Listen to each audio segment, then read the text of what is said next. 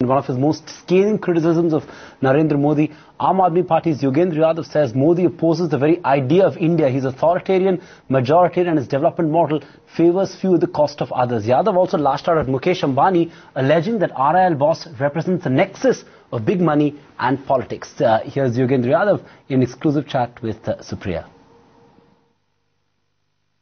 Mr. Modi has managed to create an image of himself thanks to a lot of PR support and all kinds of things that go into the making of images.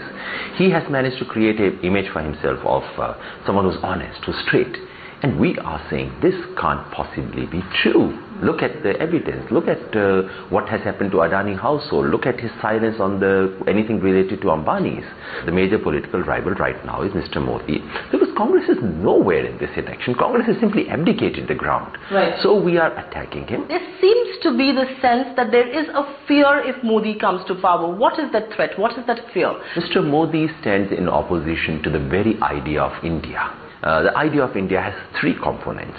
One, democracy.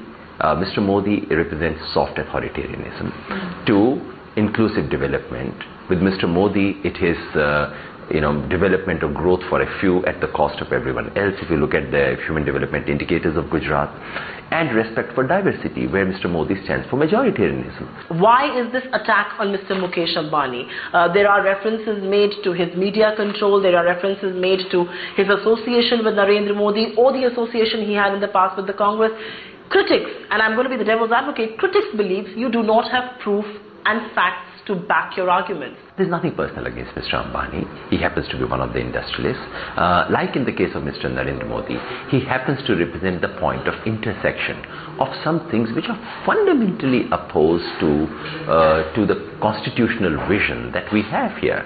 We have an industrial house which, right from its inception, has broken every rule in the book. So what Mr. Ambani represents, the word crony capitalism does not even begin to capture it, but basically he represents a phase of capitalism which prospers not by its own industry but primarily by bending state. It is the worst combination of license quota Raj and capitalism. Number two, they represent the nexus of big money and big politics, which is not at all unknown. And three, he's not just anymore a business power.